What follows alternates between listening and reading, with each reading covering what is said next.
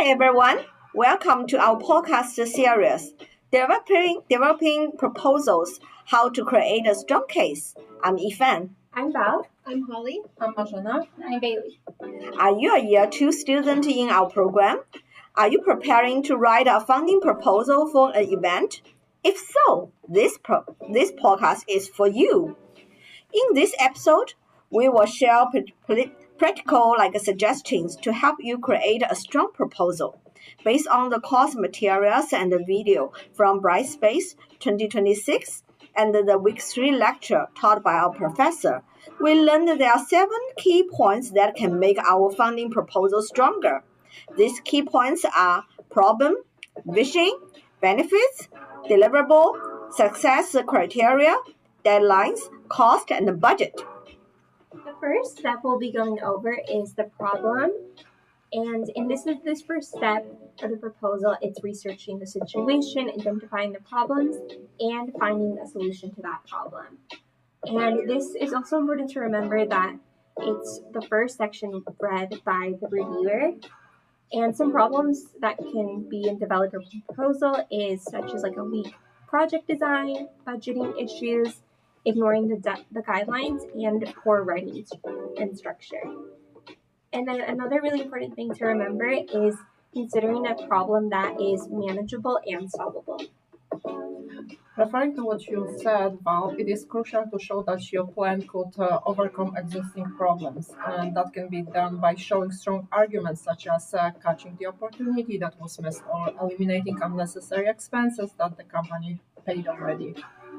Now that we have identified the problem and explored possible solutions, the next step is to clearly define the direction of a proposal through a strong vision. So a strong vision is meant to set the tone of the proposal towards the goals and actions chosen, at the same time addressing the larger changes or needs. For our listeners, I know before going to our placements, we had the task of researching our organization or center's vision and mission statements. I wanted to ask my fellow speakers, why do you think that was one of our first tasks? I think it's because the vision gives us a summarized understanding of the organization it stands for and the direction that they are headed towards. Yeah. Is that right? Yeah, exactly. I couldn't have said it better myself. So a vision is a guide that is needed within developing a proposal, and it is a map that leads us to the end goal. Yes, I agree on that. Understanding the organization's vision shapes the success of the proposal. When I was a co-chair of Wedge Public School, we hosted a dental health workshop for the school community. The school board agreed to provide funding because it is in line with their philosophy. From this experience, I understand that when applying for the funding, it's very important to carefully review the funder's background to make sure all the philosophies align with the vision and moving in the same direction. Everything that we just mentioned, meaning the problem and the vision, connect to the benefits, where you create a conceptual picture of what specific benefits your proposal will bring. And those benefits need to be realistically measurable, like, for example, specific costs or benefits that the community will get from that. Adding on to that enters to the delivery. Delivery can be divided into 2 parts. There are 2 coexisting components that make up the delivery, which is the physical component and then the method component. For example, when delivering a message or key point that has physical benefits of a proposal, I also believe measurable success criteria can increase a proposal chance of approval. For example, in the Wedge Dental workshop, we use multiple data sources such as tracking attendance number, collection post-event parent surveys to measure their interest, satisfaction, engagement, and suggestions. We also monitor students sick leave before and after the workshop. Besides, we examined the data from the City of Ottawa Public Health annual school dental screening and compare the result from previous years to this year to identify is any improvement or positive impact. You really make a great point about the evaluating the success. To add on, no matter how good the solution, the work plan, or budget is, if we miss that deadline, all our efforts could go to waste in this process. I have an experience in the private sector, meaning we had to organize an event to promote, for example, client's product. So based on my experience, I can say that there is another very important factor that is like that they are deadlines, and each stage of your plan needs to have a deadlines, including also deadlines for subcontractors and vendors that play a role in a project. And as we talk in a class, funding heavily depends on meeting that deadlines. Speaking of deadlines, I know within budgeting there are deadlines to acquire and accept the offers made. Can anyone go into further detail about the budgeting process? Yeah, absolutely. The cost and the budget are two crucial components to show a funding plan. The funders expect a clear inspection of how the project will cost, supported by detail, and the item manner expected. Yes, I agree with Val. Like doing our parenting reaching out to PRO grant application for the dental workshop, we clearly listed all the estimated cost for food and refreshment, as well as the gift card for the guest speaker. Because the school provides the library space at no cost, and they help us to set up all the table and the chairs. Our proposal approved quickly.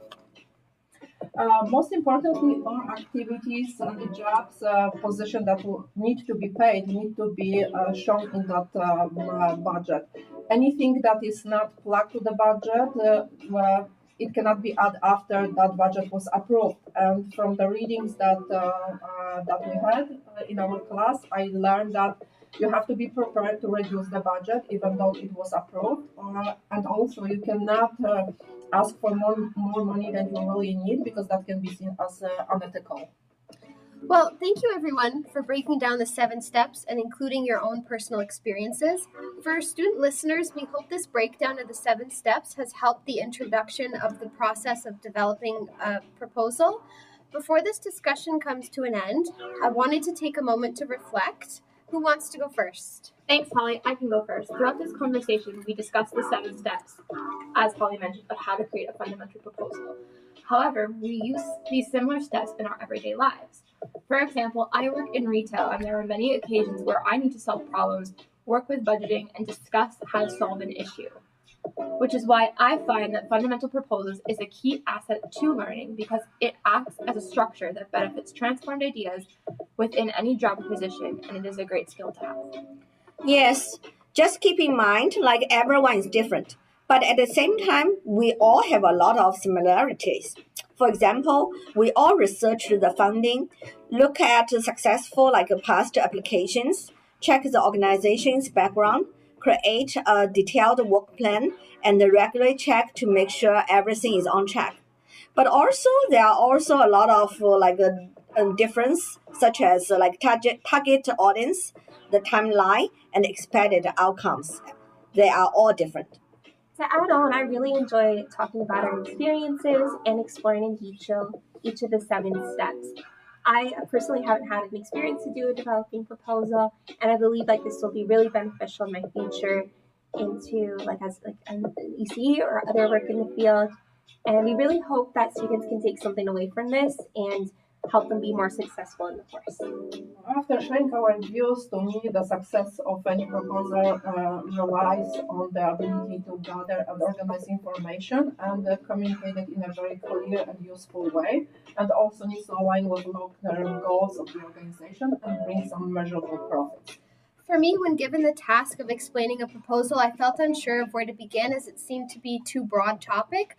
But after breaking it down to the 7 steps, that benefited my understanding of how all the pieces fit together to develop a successful and effective proposal.